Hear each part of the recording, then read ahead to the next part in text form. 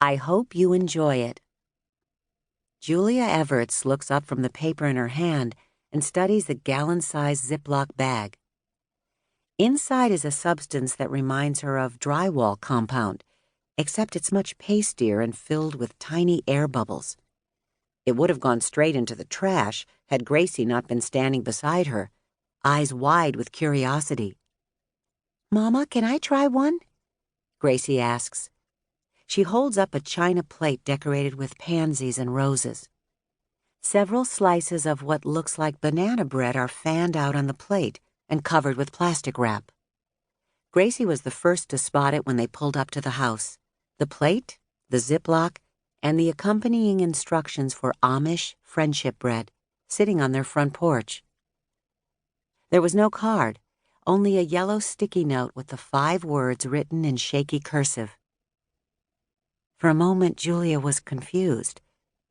Had the weekly meal started up again? Not that she'd mind having a casserole to serve for dinner tonight, but this?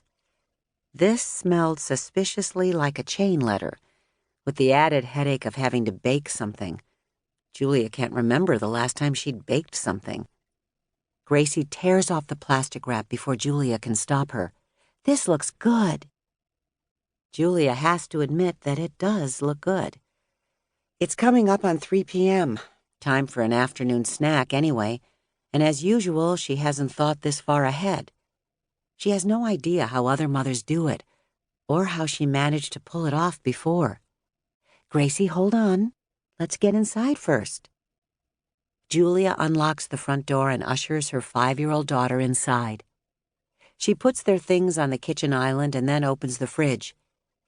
It's pretty bare because Julia has forgotten to go grocery shopping and there's no milk. She doesn't want to have to go out again, so she pours Gracie a glass of water from the tap and heats up the remains of this morning's coffee for herself. "Now?" Gracie is practically bouncing in place. They eat straight off the plate, using their fingers. It's not banana bread or like anything Julia's ever tasted before. It's moist and sweet with a hint of cinnamon. It hits the spot, as unexpected kindness always does, and soon there is only 1 slice left. "I bet Daddy would like it," Gracie says. Her fingers have crumbs on them and she licks each one. Julia bets he would too. Mark has a sweet tooth, even though he's been on a bit of a health kick lately. She tucks a stray strand of Gracie's mousy brown hair behind her ear, so different from Julia's flyaway strawberry blonde curls. "We'll put it aside for him," Julia says, even though she was hoping to have the last piece for herself. She reaches for the used plastic wrap, but Gracie gets to it first. Julia watches as Gracie tries to extricate the wrap from itself. She waits for the tantrum, for the meltdown that sometimes happens at this time of day, but Gracie manages to pull the plastic wrap apart and lay it over the single slice of bread, carefully tucking it under the scalloped edges of the plate. "I did it!" Gracie looks at her handiwork, proud. "So now what?" Julia notices a blue streak of dried paint on the back of Gracie's hand and gives it a rub. "What do you mean, now what?" Gracie holds up the note and the instructions. "Is this a recipe? It looks like a recipe. Are we supposed to do something? I can mix. I'm great at mixing." The sugar from the bread has clearly entered Gracie's bloodstream. Julia turns to look at the Ziploc bag slouching on the counter.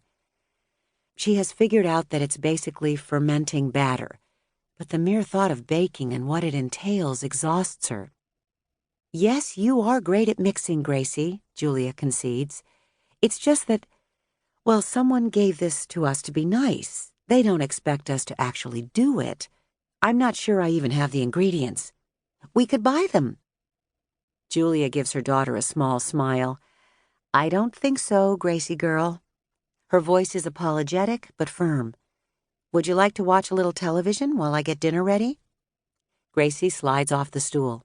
"I think Clifford is on," she tells Julia, then runs off. The microwave dings. It's a reminder ding, a clever feature the manufacturer came up with. Or maybe all microwaves have reminder dings now. Julia has no idea. Their previous microwave caught fire when she placed a box of dry macaroni and cheese inside and set the cook time for an hour. Black smoke billowed out and the fire alarm shrieked. Gracie was barely a month old. She was startled, but didn't cry, even when Julia broke down and Mark frantically ran about, fire extinguisher in hand as he tried to air out the house. The microwave dings again. Julia opens the door and sees her cup of coffee. She takes a sip and finds that it's lukewarm and stale. She puts it back in for another minute, then stares at the last piece of bread, wondering if Mark will care if she eats it. He probably won't. He's deferred to her for the past 5 years. Too tired to argue. Too tired to try. She can't say she blames him. She doesn't know what to do to make things better either.